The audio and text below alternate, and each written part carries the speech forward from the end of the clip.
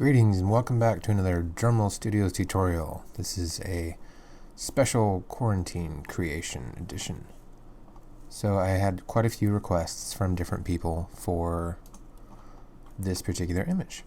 One which I called either self-care or taking care of yourself. I forget exactly what name I used for it, but several people wanted to know how long it took, how many images were used, and just kind of a general overall how I did it. So the breakdown of the images, I usually take a lot of shots from different angles, different perspectives, and try and just get a variety of poses so that later on when I'm editing I have choices, I have options.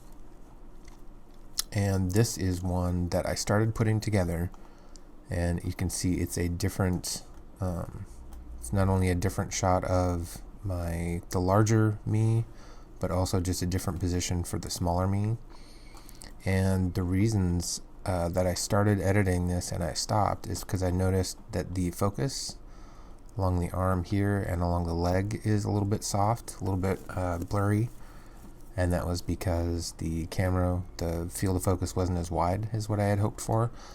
I also didn't like the position of my hands at the bottom. The one over top of the other, and a little bit of the lighting. There was enough to it that I stopped editing it and decided to try some of the other poses that I got because I figured I would like them better. And I ended up working with something that was not only much easier, but the focal length was right, the perspective was right. It just felt like it was a much better image, and it didn't take anywhere near as long as it would have had I been trying to make this one work rather than going with one that was already better suited for the image. So that's one of the reasons why you want to make sure you shoot plenty of images, get lots of options, poses, make sure you're doing as much as possible to give yourself more options later on in the editing. So when I was all finished with the shooting, probably took about, I would say there was probably about 6 to 8 shots of each pose. This was the one that I decided I liked the best. In several of the poses I didn't actually have the orange blanket, and I decided it would be a good idea to put that in there for several reasons. One of them was because so I would have a little bit more of a gap where my arm was at that would be blocking with light possibly coming through.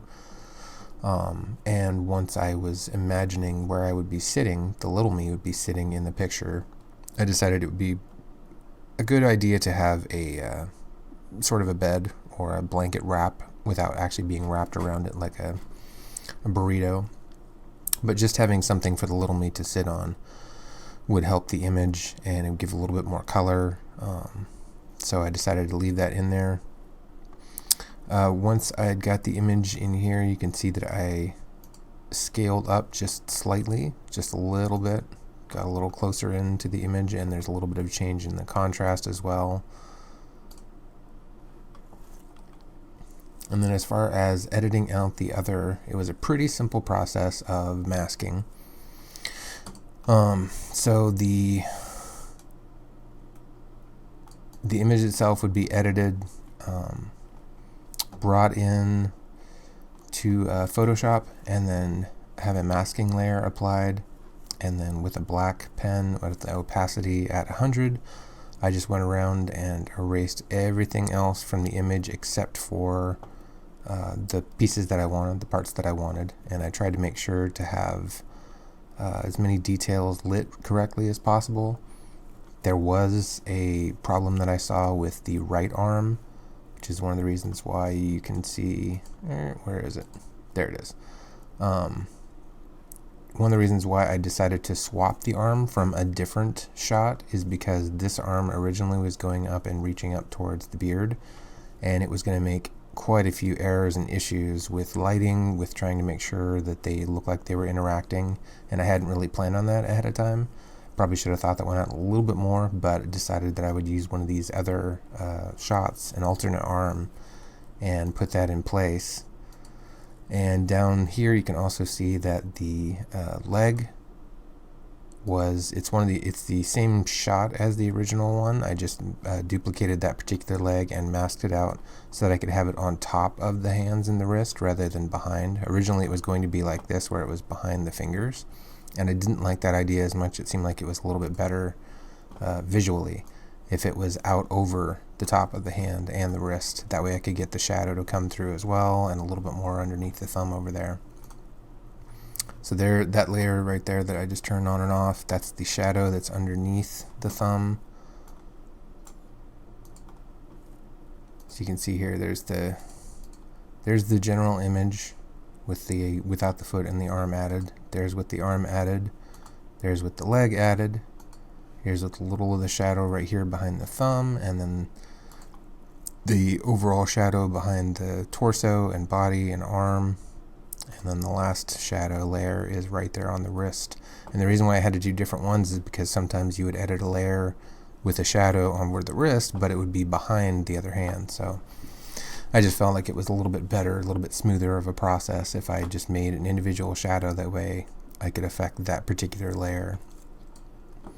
Once I got all done with that, I did a little bit of sharpening. I don't think I did much in the way of cloning. I know that I did go in and liquefy. It's been probably 3-4 weeks since I did this image, so it's one of those things I can't remember all the little things that I did, but I do remember going in and editing just around the head. I did a little bit of liquefy and I made it slightly larger. I didn't want to make it too overly large, but I wanted to make it enough that you got that sort of a baby larger head feeling from it.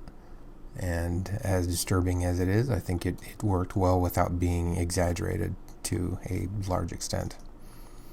So once I was all done with that, I usually, in my process, I will copy merge the entire image and put it to a brand new layer. That way I can do sharpening or contrast or color changes, and it'll affect everything universally rather than an individual layer, just to make sure it all has the same flow, same feel.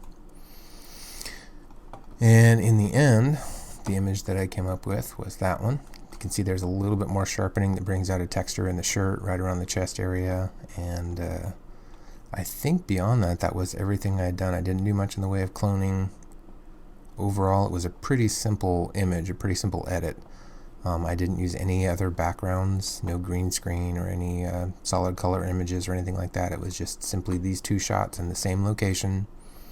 And the two biggest things that I would say that you want to get right ahead of time, you want to think about and plan for when you're doing something like this. You want to make sure that your lights are the same direction, same intensity. Try and get them, the same angle on your character. And if you're going to have something standing in front of the light that's going to cast a shadow, make sure you try and plan for that. Make sure that you're standing in the right place for that. And then make sure that your focus is correct too. Try and make sure that if your image has a, if you want a blurry background or sort of out of focus background, you want to make sure that you're dead center of your focus. If you're doing something like I am with a remote where you're having autofocus help make sure that you're the one that's in focus, you want to stand right in the center of the frame. And then when you get those images, the different, your different poses and such, you have a lot more to work with, and it should make the editing much smoother, much quicker. This probably took me about 45 minutes, maybe an hour total as far as editing goes. And I don't remember the exact time, but it was fairly quick because I planned ahead and I made sure that the shots that I got, I was trying a new pose and then I would take a shot, try another pose, take a shot. And then when I'm editing, I have a lot more choices, and it just helps speed the whole process up. I can tell right away if something is going to work or something isn't. And for a really complex composite, I would say you want to plan out a lot more, maybe even draw some ideas down. But I knew for this one, it was basically just going to be the two images, one small me, one big me, and I was going to use the same background. I wasn't worried about that. So I didn't have to worry about all of the other elements that having a separate background or a third or fourth character involved. I kept it fairly simple for the most part on that. So yeah, if there's any questions, if you had any other details that I missed or things you wanted to know, possibly part of the process or why I chose a certain thing maybe I didn't cover, you can always feel free to send me a message or comment on the picture and ask a question, and I will try and get to it. As always, get out there, take some pictures, keep creating, and make sure to wash your hands.